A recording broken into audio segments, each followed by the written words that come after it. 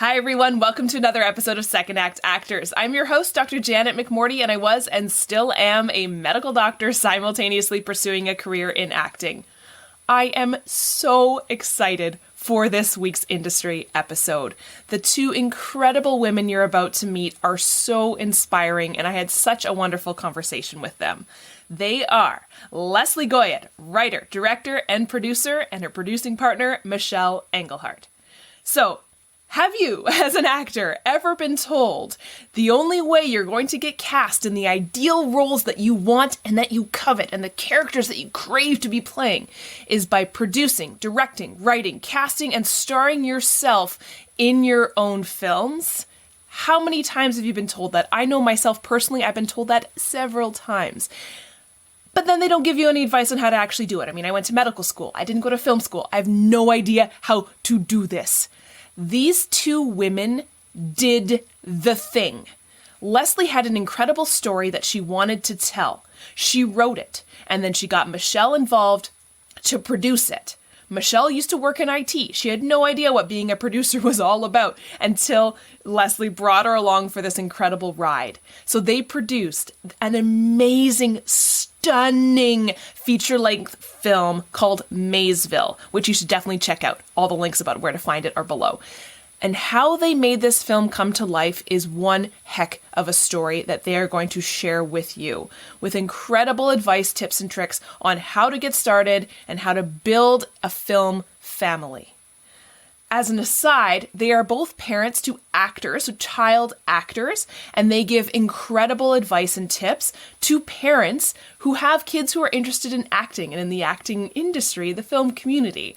So a little bonus, a bunch of advice. So not only are you getting this incredible story about how Maysville came to life and advice on how to get started in creating and crafting your own films, but if you are a parent who has a child interested in acting, this is the episode for you too as well.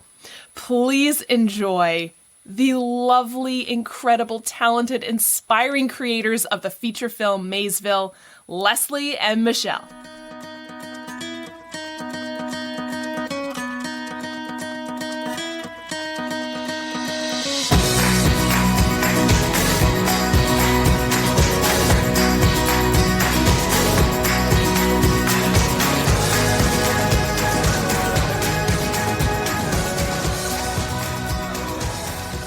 Janet, we've done a few of these podcasts.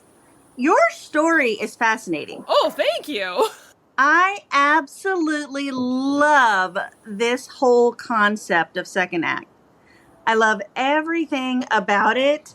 I love the fact that, a lot of times if you're going to go into the medical profession, right? That's a pretty big commitment, right? You've probably got a lot of student debt. You've got, you've got a path, and you pretty much have to follow it. But for you to kind of dig down and go, there's this little voice inside me that's just saying, I'm not complete without having this other side of me, and to have the brains to be in the medical field and then turn around and have the talent to be in the acting community. What an incredibly rounded person. Oh, thank you. They usually don't go hand in hand, but wow. Thank you. Beauty and brains. Oh gosh, thanks. And I want to know more about your story. Well, yeah, it's funny because I was saying to the episode that's coming out this week is I was listening to it and editing it. I was like, oh, this is the one where I go on a bit of a tirade about about the medical community, healthcare industry, and I mean, most of us, if in the healthcare industry these past 2 years, if you put a microphone in our face, we'll go on a bit of a tirade because of the pandemic. But yeah, it's interesting, I think, especially, meeting people with this podcast who've done similar things to me. And then also finding, there is a community of doctor actors.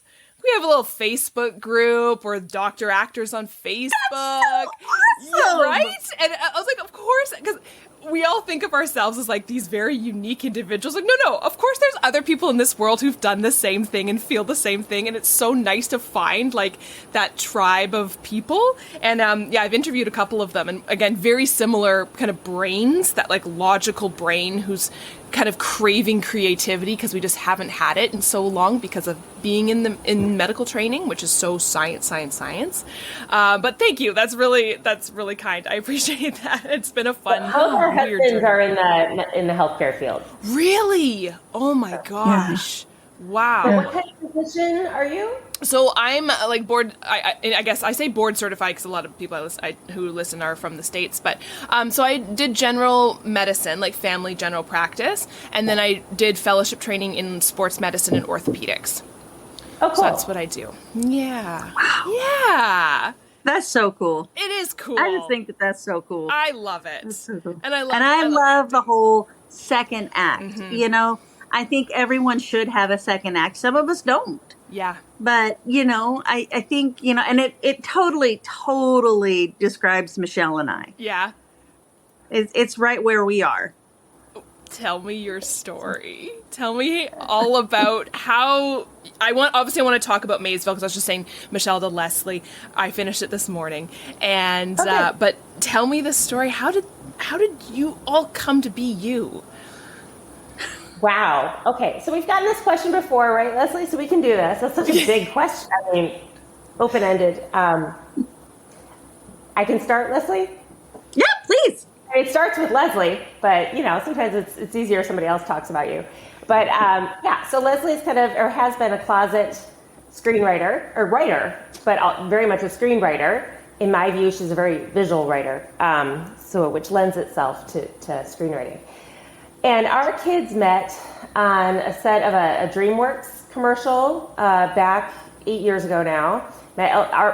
All our kids have delved into acting, which is how we got into this world. And my oldest daughter was an actor in it, and her son Holden was in it. And that's where we met 8 years ago. And that was a really fun week for us to film that commercial.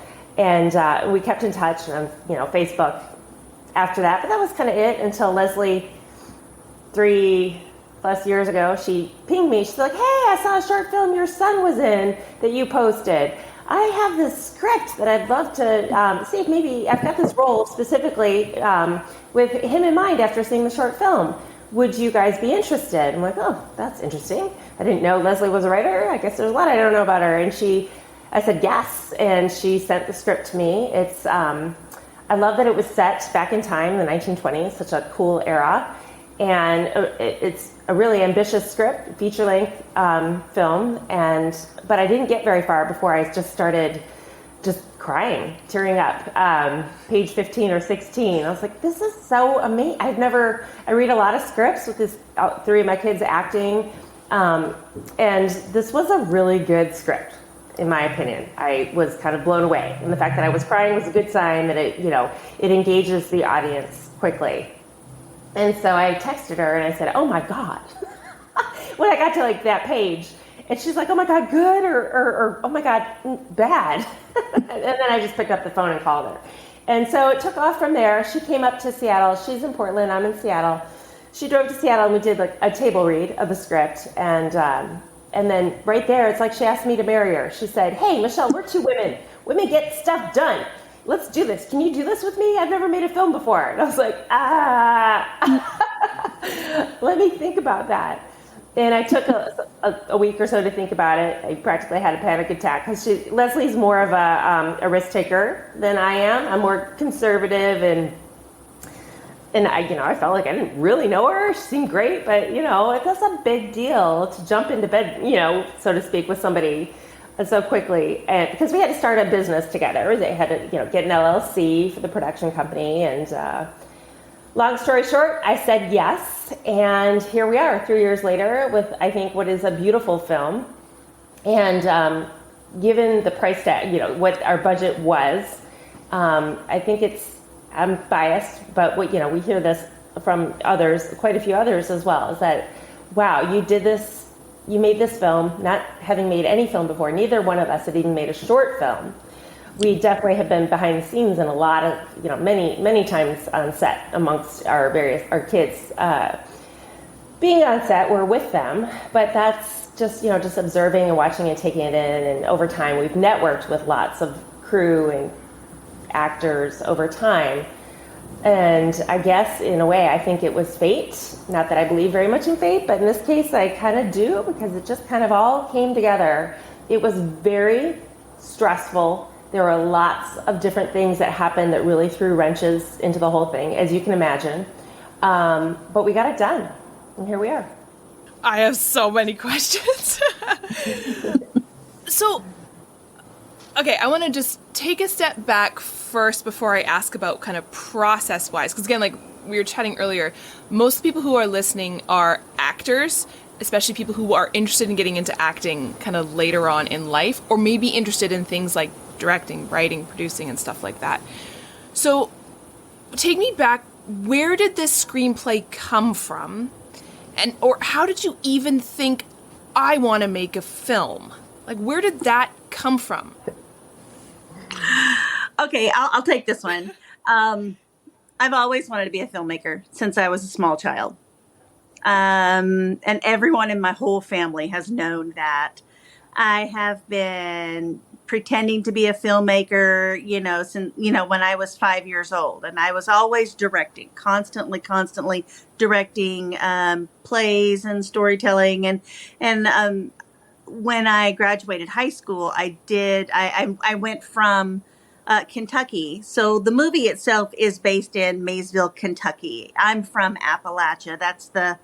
That's where I'm from. So that's why the story is based there. So it kind of comes from what I know.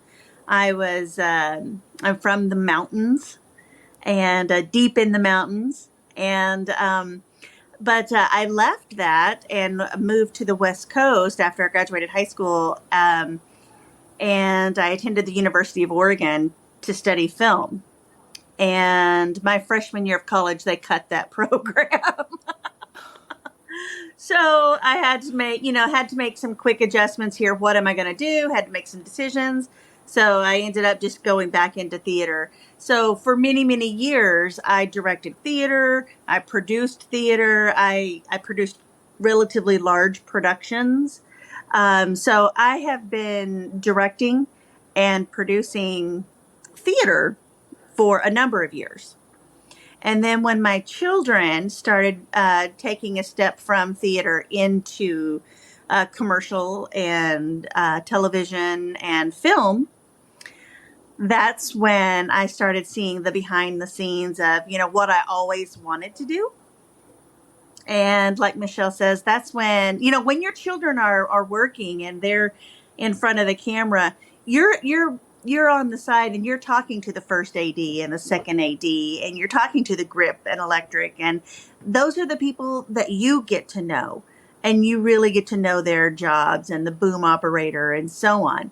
And those are the people that talk to you and entertain you while, the director's working with your kid in the scene and so on. So we really got to develop a lot of strong relationships. And so I always wanted to make movies. That was my dream. I thought that had passed me by.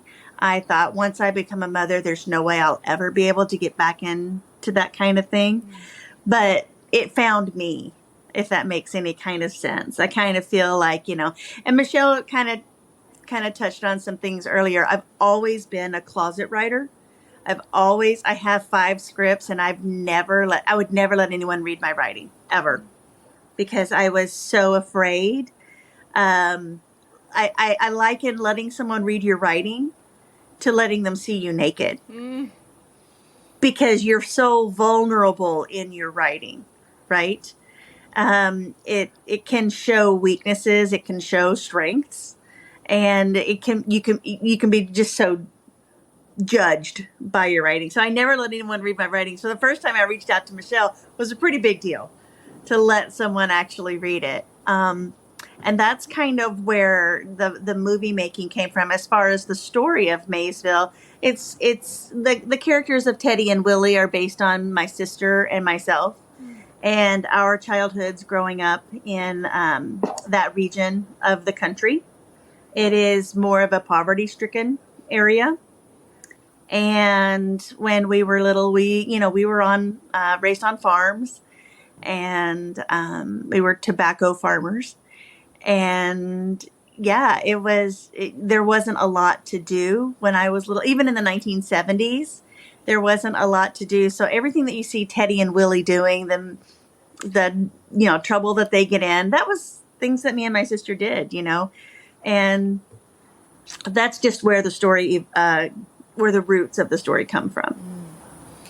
What was it about this story in particular, or was there a moment that you said, this is the story I want to share, not just with Michele, but like with the world, right? Like, because that one it's like a life story, which is hugely vulnerable, but like, what was it that kind of shifted in your brain, if there was anything that said, okay, time to share my work with the world? Oh, that's a good question. That is a very good question. I'm not quite sure, other than the fact that I had written this story at a time when the lead characters were at this prepubescent age. And when I wrote it, I looked over and I'm like, there's my son at this perfect age. And I'm like, this really could work. I know he could play this character. I know he could. I know he could do it. And it would be the only opportunity that I would ever have to really be able to work with these characters. I'm pretty close to the characters. I know them inside and out. And I thought, gosh, I'm the right person who should tell this story. I'm the right person who should direct this, because I know this. I know it.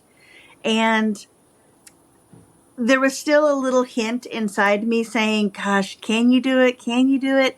And then when I reached out to Michele gave me that validation that I needed to hear. So when Michele said, I love it, I really like this story, I guess that's what I needed to hear. Because, when you share it with family or friends, they're all going to tell you, oh, it's great. Yeah, good job, good job. But Michele was a stranger.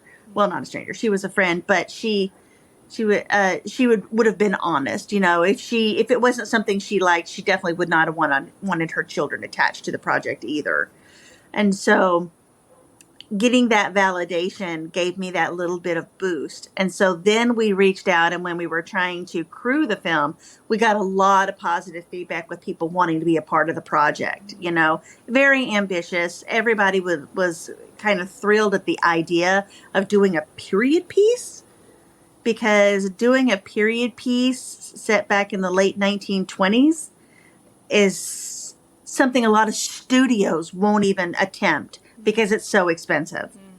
It is very expensive, and it takes a lot of detail and a lot of attention when it comes to set design, and when it comes to costuming and being period appropriate and so on.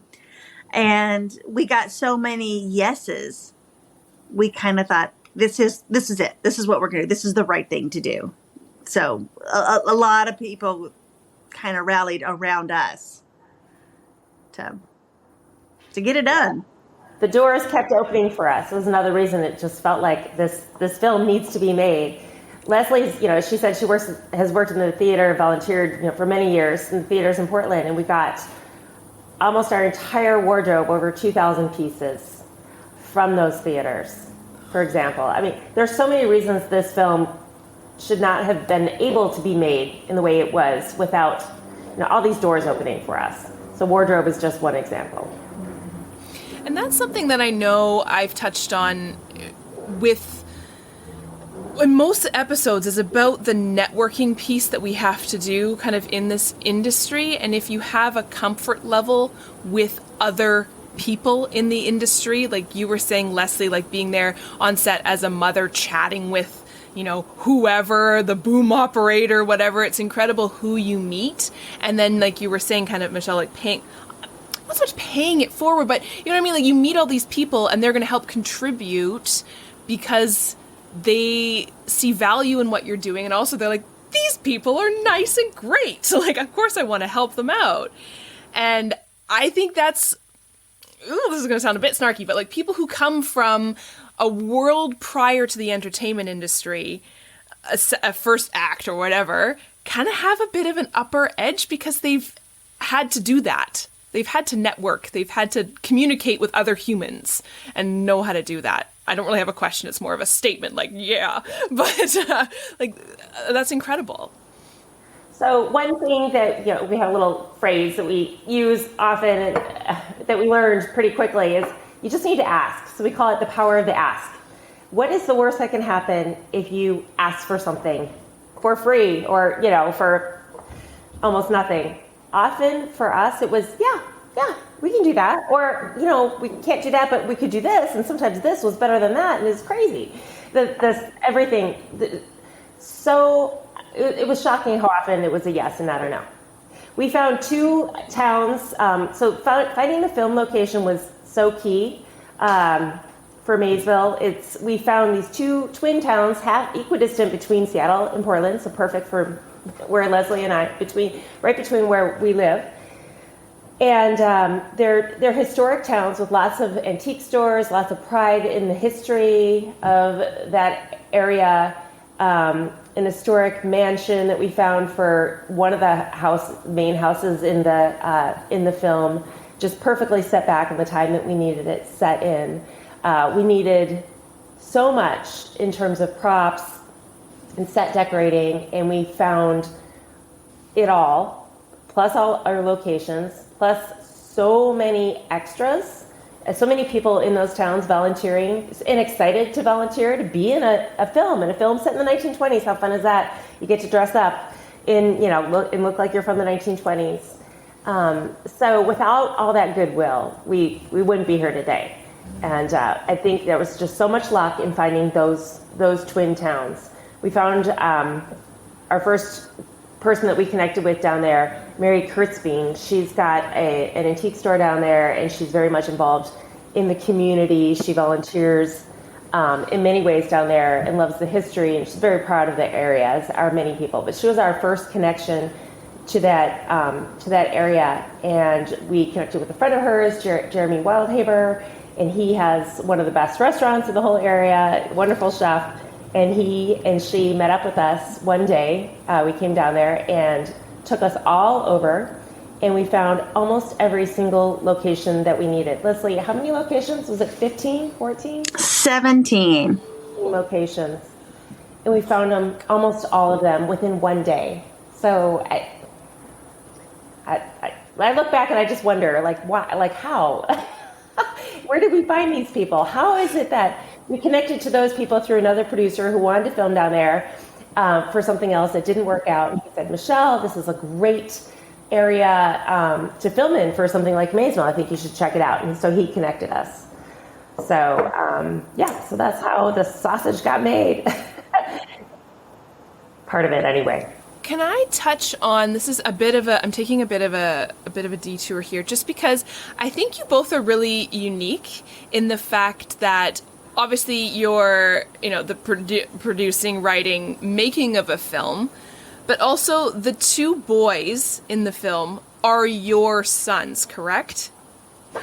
Yeah. Michelle, before you came on here, I was like, Leslie, who are those 2 boys?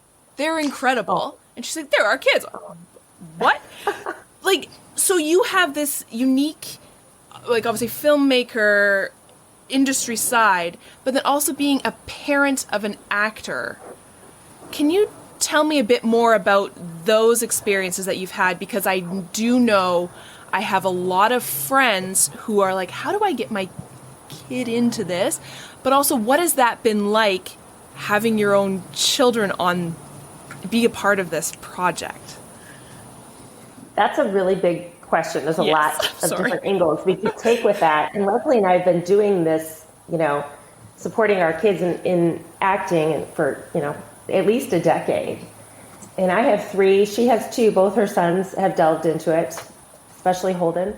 Where do we start? So I'll just tell my story quick, and then I'll pass it to Leslie. But or my story with my children and falling into acting, because I feel like we fell into it.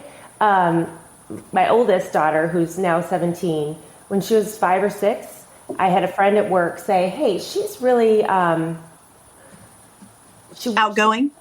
No, she's not outgoing.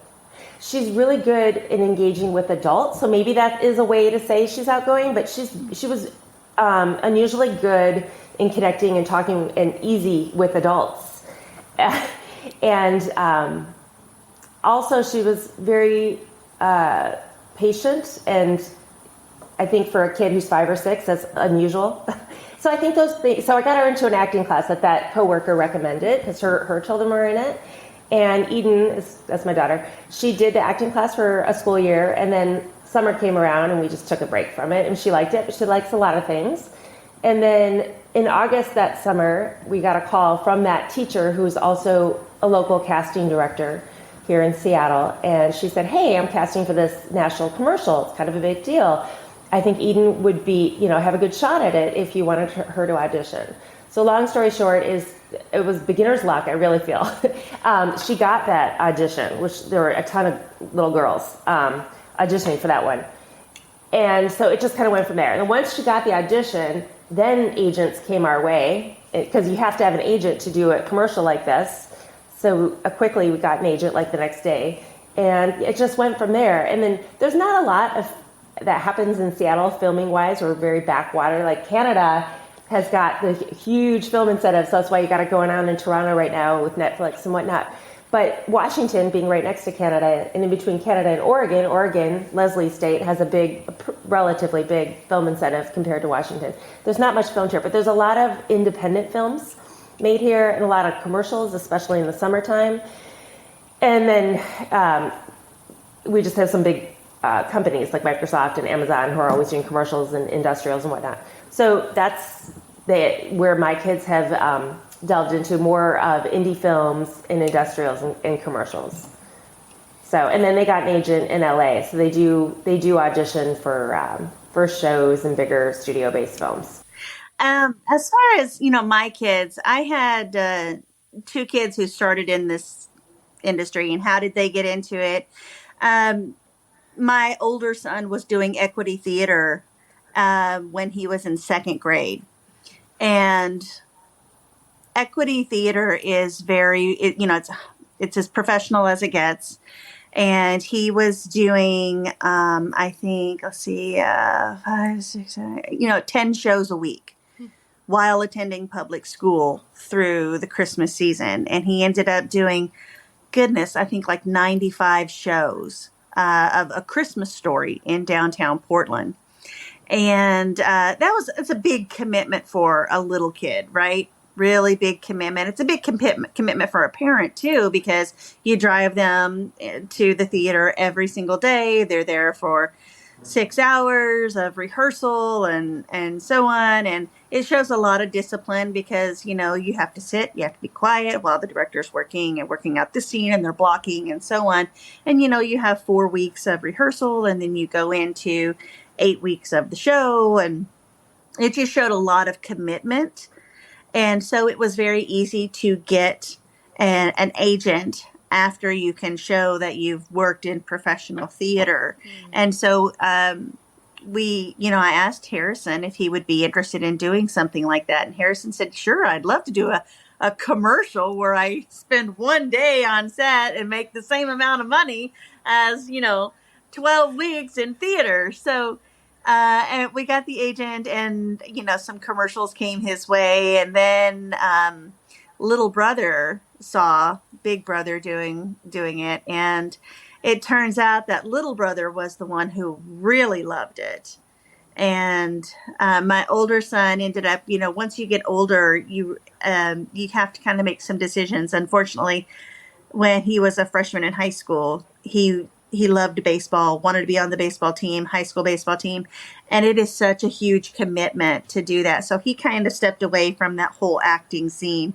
But my younger son, Holden, who is in the film Maysville, he has made it his commitment. So he's done, throughout the years, he's done some television shows, and he's done some indie film and some projects here and there. And then it's what he wants to do for the rest of his life, whether it be in front of the camera, behind the camera. He is an absolutely brilliant writer. He is a crazy talented editor. He makes his own short films. It's fascinating for me to sit back and watch, because I will just look at him and say, "You came up with that? You did that? Are you sure?" And I love to see it. I love to see, him grow and develop, and both of my kids. But as far as, like getting an agent, getting him, just what you have to do is just make sure that it's what your kids want and not what you want. And let them know that it is a lot of, if they want to do film or if they want to do commercials, there's a lot of patiently waiting, being very patient and waiting. And, nowadays kids have iPads and iPhones and so on. When my first son first started, there were none of that technology. It was more bring a deck of cards and a yo-yo. That was his thing. He was a big time yo-yoer. So he would bring his yo-yo to the theater. And when he wasn't working, he was practicing his yo-yo tricks. But it's a lot easier now, I think, for kids. And it just takes a really supportive parent. And for the child, my only advice would be to don't ever take anything personal. There's a lot of rejection in this. Oh yeah. Adults see that and adults move on. But for kids sometimes they have a hard time separating the emotional side of it. But why? Why? What was wrong about me? And sometimes they can internalize it. Like, am I not handsome or pretty enough? Was I, especially, children, am I too chubby? Why was I not right for that? And you have to be prepared for things like that. And the best advice we ever got was, as soon as you go into that audition room, you audition. And when you leave, you forget about it. Absolutely forget about it. If you hear something, that's a bonus. That's awesome. That means you did, you had something that they were looking for. But if you didn't hear anything, you have to just move on. Don't worry about it. We'll just move on. So with children, make sure that that they're going to get their knees scraped. They're going to fall down and they're going to stumble. And sometimes it's a home run and sometimes it's a strikeout. But it does build character. It builds character. I will say that, getting, one callback out of 10 auditions, it builds that strength within someone, and these kids who are in this industry, they learn really quickly how to adjust and how to accept rejection, and they know that there'll be another opportunity. And that's what's great and that makes me excited about my sons later on in life, no matter what happens, whether it be in their career or whether it be in relationships, it's going to be okay. Just there will be other opportunities. So that's my advice. I think that's great. And it's funny, I didn't want to turn this into like a parenting chat, but again, I'm bringing back to some of the other people I've chatted with who most second act actors had creative childhoods or loved doing like the theater and the musicals and in high school, and then were either told by a parent or a guardian or figure, good, but that's not the logical choice for a career. Go do the logical thing. Or like in my case, I mean, my parents never outright said that, but it was kind of that kind of hidden implication. And so that was the shift into, choose a more logical career choice. And maybe when you're, you can do it as a hobby, right?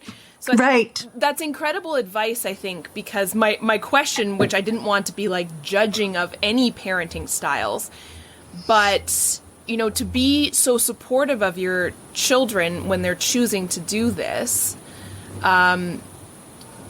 with also trying to coach them and teach them about the rejection, because I think deep down that is probably what most parents with my second actor people were trying to do was to protect and say, choose a more logical career choice. It wasn't, no, shut down creativity because creativity is bad. It was, I'm trying to protect you from awful rejection. Yeah. Yeah. Well, and you also want your kid to be safe. You want your kid to be able to support themselves, right? The average actor in Los Angeles makes $5,000 a year. That's the average. Well, that's not going to support you, right? We have this fanciful imagination that we're all going to be Sandra Bullock and Tom Hanks, and we're going to be I'm that good, and the thing about it is that you can be that good. You can be the best actor in the room. And I've told my son this 1,000 times, you can be the most talented and the best, but if you're not the right look, or if you're not the right fit, or if you're not tall enough, or if you're the co-star is, she's a female and she's 6'1", and they want a male that's 6'1" or taller. There are so many outside factors that you have absolutely no control over that are always going to be in that room with you. So you're not just competing against the other actors. You're competing against outside factors, that you don't know about. So just because you may be the most talented person, and you may go back and look at a project and go, oh, I could have nailed that so much better. We've all done it. Everyone has said, I really think that, I could have done a better job. There was a reason why you weren't cast in that. There's a reason why.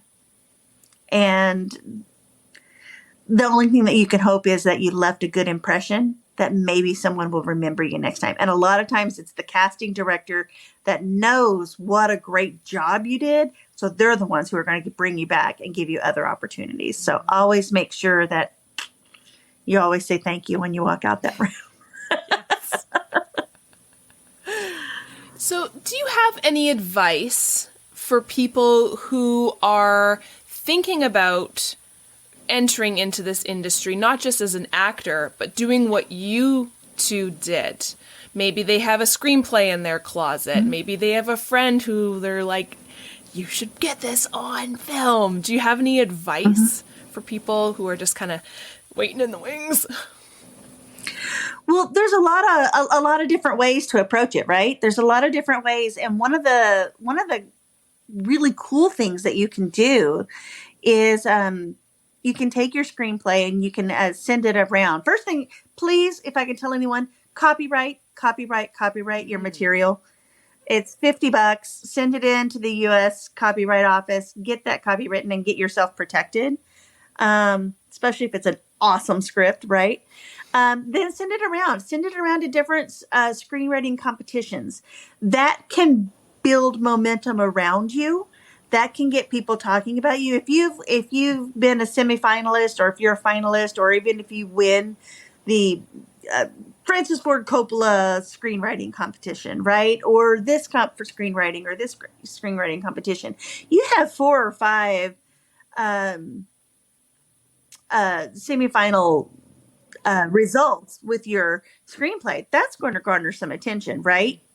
That means that people think it's good, right? So that's one avenue that you can do to get some attention to your screenplay. If you are fortunate enough to financially be able to fund your own project, which is, may sound crazy. A lot of people think you need millions and millions of dollars to do a feature film. We finished Maysville under $100,000.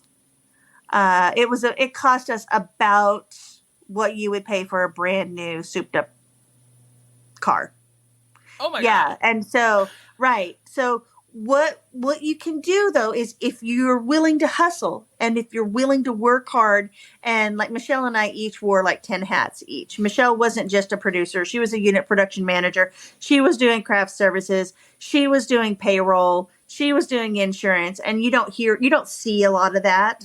She has this title as producer, and I'm the costumer. I'm assisting in costumes. I'm assisting in set building, my husband built some sets, and I'm doing set decoration. So you got to be willing to just dig deep and do hard work yourself. If you're going to do it on your own. So if you don't have the money, fundraise.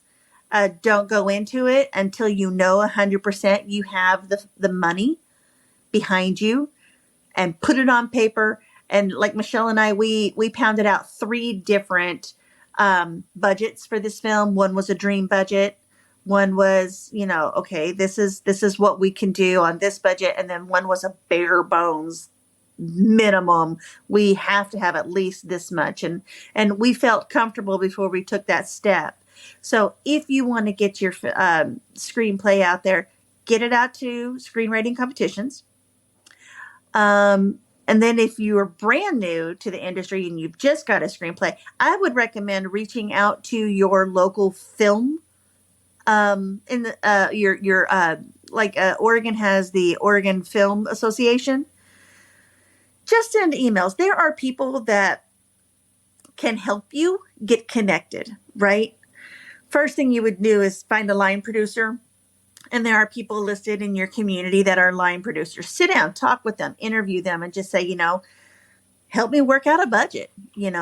This is what I need to come up with. How do I actually put this film together? And starting with the line producer, that's their job. Their job is to put together a budget for you of how much you would need. And they're very good at it. And then once you have that budget, try to raise those funds. Raise those funds. And it can take a while. But if it's truly something you want in your heart, you'll find that way. You will find that way, or that way will find you. Mm-hmm. And like, I think I wrote 75 letters to the most powerful women in the United States that I could find. I got 0 responses. I wrote letters to, Oprah Winfrey, trying to find support for women in film, and, but I did it. It didn't pan out for me, but I did that. There are also grants that you can apply for, plenty of grants. There's an amazing grant in the state of Washington right now. It's named after a beautiful filmmaker who passed away 2 years ago, but it's for first-timer women over the age of 40 who've never made a film. How cool is that? Something out there for those people that need the help, people that just need that opportunity, that one chance. And that's what it really boils down to. I just need someone to look at me, believe in me, and know that I can do this.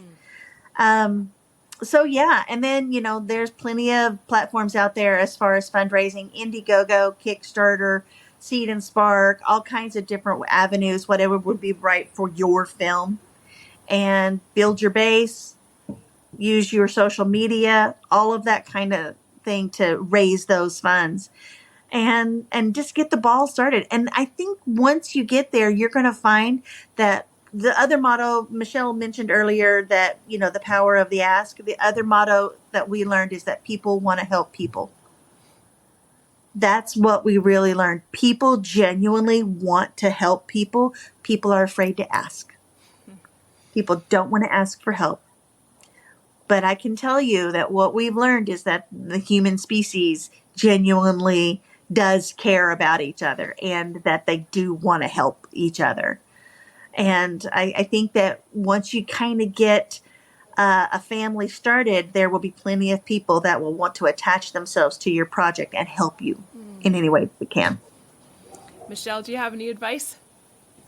I guess for me, what I've learned through all this is, when Leslie asked me to step in as a producer, I remember thinking, I don't know the first thing about producing, I don't even know what they do. What is a producer? And so I thought, okay, I don't have that skill set. I can't do that. I remember thinking that for a while and just kind of researching, what does a producer do? And in a previous life, I was a project manager in IT. And I realized that much of what a producer does is project management. I actually think it's entirely project management.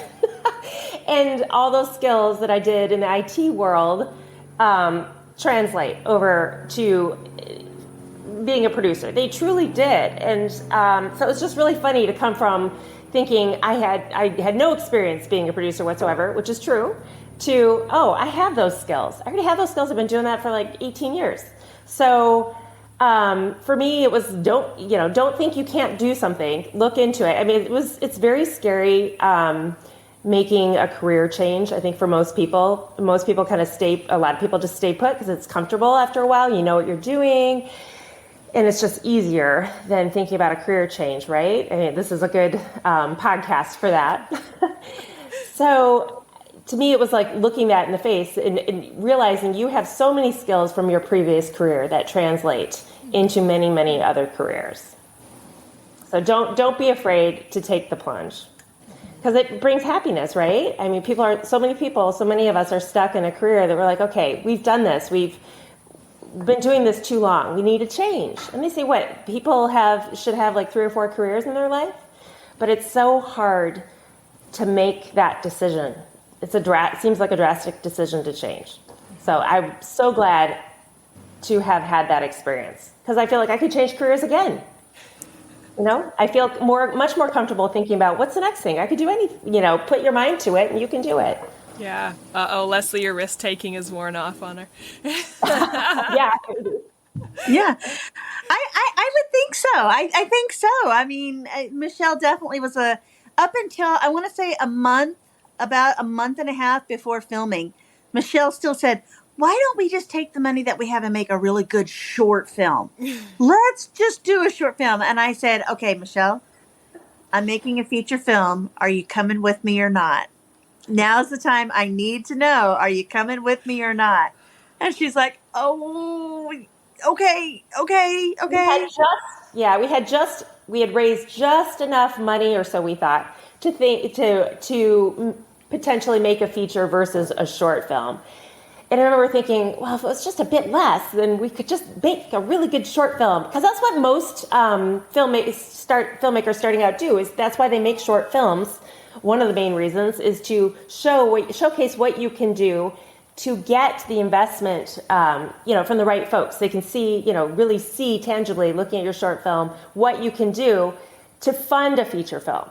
Most feature films have some sort of more backing, more funding. So we just did it with a feature film to, showcase what we can do with a feature. Hey, if we can do this with the amount of money that we did it for, what do you think we could do with a much more realistic amount of money to make a film? Films cost millions, good films, and to get a star. Our film does not have a star, so they cost a lot of money, but that's kind of what you need to really get the film marketed. Unfortunately. But we are thrilled with how the film looks, how the film feels, and how we were able to pull that together just by hard work. That's just our hard work behind the scenes and being able to. One of the things that we did was we went restaurant to restaurant through the towns, and we just knocked on doors and asked, would you be willing, these local restaurants, to feed our crew one day, just one day? And all of these restaurants in this little community were just like, sure. So each day that we were on set, 21 days, we had, food delivered. So that took a huge chunk of our budget out of the food. And we were able to put more money into our cinematographer and the camera crew and so on, because we knew you only get one shot to make this look good. You only get one shot to make it sound good. That's it. You can't go back and do it again and do it again and do it again like you can a take. If you don't like what the actors are doing, let's do another take. You only get one shot with your cinematographer. You only get one shot with your sound recorder. So those two things, that we were able to move money from this area into the area that we needed. We wanted it to be a good looking product, right? And that's where we were able to put more of our financial backing behind those things. Power of asking. The power of the ask. Oh my gosh. It's just such a heartwarming, lovely story in like the chaos of the world, right? You're like, that's so nice. Well, this whole community rallied around us, and the community made this film. We went before city council and we made a plea before city council. Would you be willing to waive all of the permitting fees because we don't have any money? Would you waive permitting fees and let us film in like Teddy's house? That's an actual museum in the community. All of that furnishing, it is from the late 1920s, and everything in that house hasn't been touched. It was from a family from the 1920s when they died. So that's an actual museum that they use, and they let us use that. The courthouse was built in 1929. The city of Centralia is known as Hub City, USA. So every weekend they have car shows. So we just started attending the car shows and befriending the people of the town that had all these old cars. And we asked them, would you be willing to donate your car to be in our film? And we met these incredible people. And every time you see those street scenes, you know, you see one side of the street, but what you can't see is on the other side of the street is that there's about 12 to 15 camp chairs and all of these sweet, sweet people who own their precious vehicles that have been, you know, just pristinely refurbished back to the 1920s and 30s. And they're just sitting in their camp chairs, just watching us shoot this film all day long. They never complained or anything, as long as, you know, we fed them. But they let us use their vehicles for free. Oh, my gosh. Is that just amazing? The mill, the people who own the mill, they let us use the mill for free. And all of these things. We needed a 1929 Fordson tractor for a specific scene in the film, which maybe you remember. And we found but it needed to look new. It had to look new, right? Set back then. And there happens to be a tractor museum in this town with that exact tractor, with a lovely owner who drove it out to us, you know, for, you know, to the set, to the shoot that day. And just, you know, all for free, just, you know, wanted to be. And there was a steam engine. They have their own steam engine on privately owned railroad tracks. And they were like, sure, you can use the train. I mean, everyone said, yes, you know, yes, we want to be a part of it. Yes, we want to help you. They wanted to help us. And it was this community that helped us. And so as part of the fundraising, we hosted a dinner down in these towns and promoted it via their newspaper and radio station and got the word out. And I don't know, we had like over 100 people, Leslie, attend this dinner. And we just really wanted to, it was a fundraiser, but also to inform the community and try to get the goodwill of the community to let them know what was going on.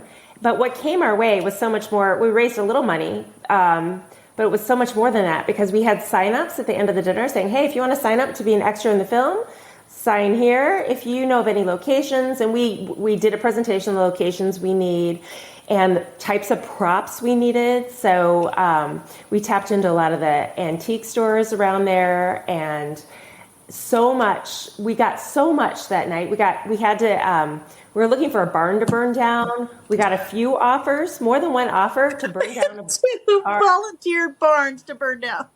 Yeah. So we got amazing goodwill from the community. We got so much that would have cost money, but people just donated their time and what they had, their locations. It just kind of just came our way. It's so brilliant, because I think it's that like bit of investment in the, like you're saying, investment in the community. And yeah, you maybe didn't raise like cash money, but what you got is just, and then you'll have these people forever who, you know, if in the future, here you go. Right? They're part of the film. Exactly.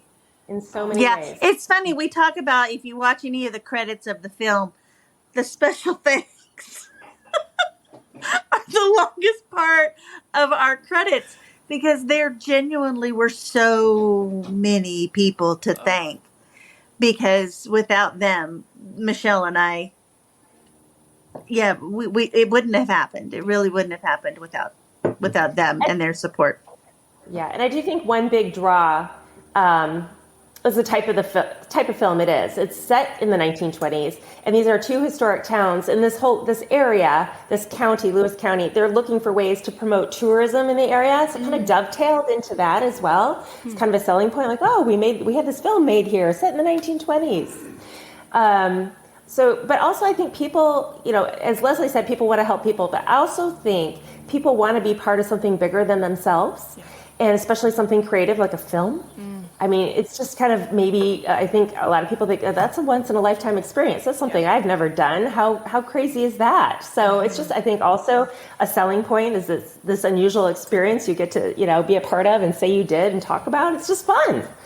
And it's a legacy, right? Because I think it never will go away, right? It's part of the world now. It's a thing that will exist beyond, right? True. So this legacy for not only this town, but for these people, and just, it's now like you were saying about you captured your sons in this moment in time, the town in this moment in time. Yeah, a legacy piece, a great time capsule. Yeah. Is there anything coming up for you both? Anything you're looking forward to? Rest. Rest. We're still, the film was released around Thanksgiving, Christmas of last year. So we are still in the rollout phase, so to speak. We have no idea how the film is performing yet. Won't know until probably, next month how, the first quarter went and so on. And, Michele and I, we're a great team. We're a great partnership. We work very well together. We would love to make more projects.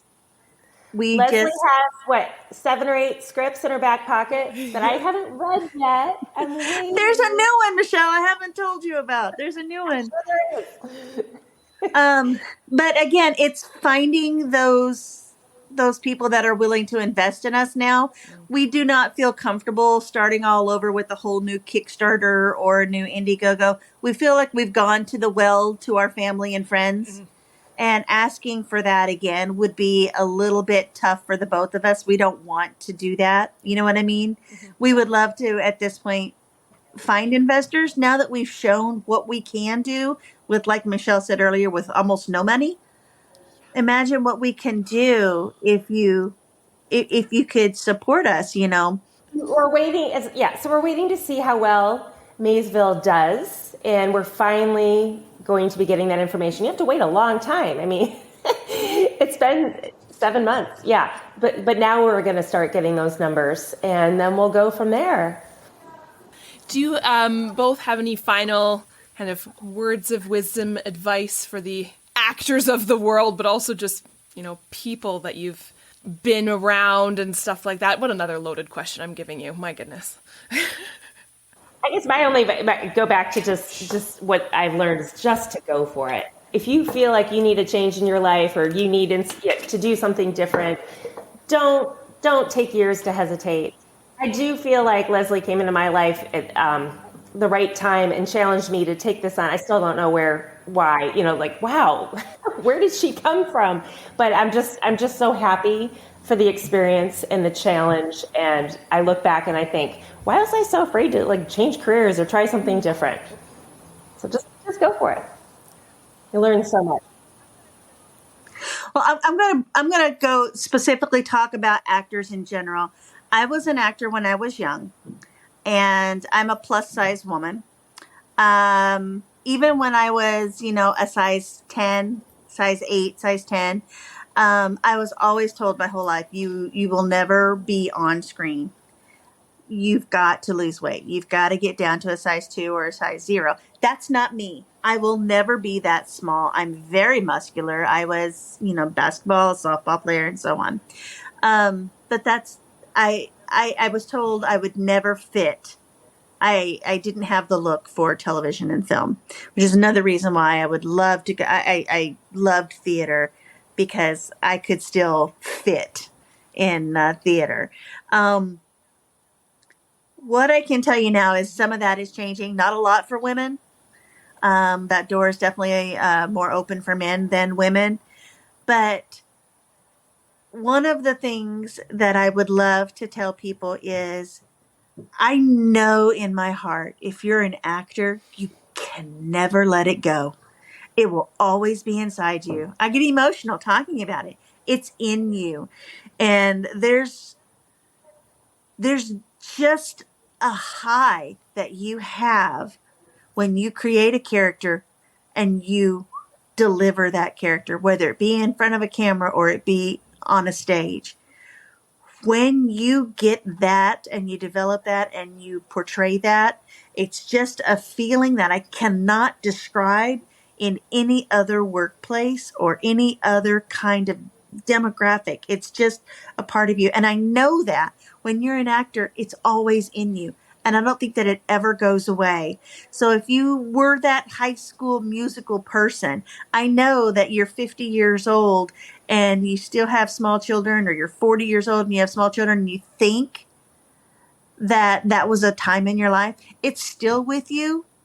And just don't ever let it leave. Find a way to let that always be a part of your life. If, we all have to eat, we all have to make a living. And if you need to find a way to, to live, you have to do that. But I would say the only advice I can give you is if you love it, don't ever let it leave you. Always find a way to make it be a part of your life. Even if you're volunteering, doing hair and makeup at the high school, even if you're volunteering, helping with costume at a local community, don't let it leave you, because it brings you joy. And I think so many people think that their last show in high school and they'll never be a part of it again. And for a lot of people, that's true. And it's sad. It should never be that way. Always find a way. I know it in my heart that actors, it doesn't leave you. It stays with you for the rest of your life. And you need to make sure that you feed that part of your life. So stick with it. And if it's your dream, then go for it. Go for it, go for it, go for it.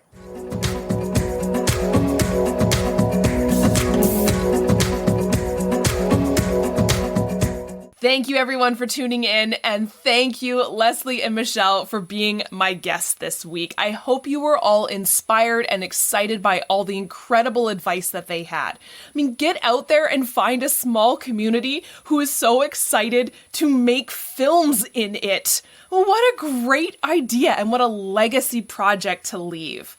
If you are inspired by their story, I want to remind you of the incredible online workshop that I talked about last week in the episode, but I'm going to mention again this week. So again, not a scam. I did all my vetting work, but Oliver is an incredible filmmaker, and he has put together a wonderful online course that's starting August 17th. And if you are interested in developing your own films, he will teach you how to create a 5-minute film in 10 weeks and how to go about doing that from scratch. All the information is below, but if you want to contact Oliver, actorproducerblueprint@gmail.com or Ollywood Films on Instagram, I'll put all of his contact information below. If you want to get started on this incredible ride that is filmmaking and filming your own content. I hope you'll join me next week for another episode of Second Act Actors. Bye! Second Act Actors is produced and edited by me, Janet McMorty. Theme music by Guillaume, additional sound editing by David Studio, additional video editing by Jackie Wadoer, show notes written by Sarah Hopkinson. I record using Riverside FM. If you're interested in developing an interview-based webcast like mine, I highly recommend this platform. Shoot me an email and I'll direct you to the wonderful folks there. If you or someone you know is interested in being a guest, email me at secondactactors@gmail.com. Don't forget to like, subscribe, and share with your friends. My love language is words of affirmation, so compliments, constructive criticism, and feedback are always welcome and encouraged. Negative Nancys, Judgy McJudgersons, or Debbie Downers, unless you're Rachel Dratch, regarding me or my guests are not welcome. It takes serious courage to share your story with the world, so if you're tempted to negatively comment about someone else's story, please ask your therapist why you're such a garbage person. Save the drama for the stage. On that happy note, I hope you'll tune in next week for another episode of Second Act Actors. Bye!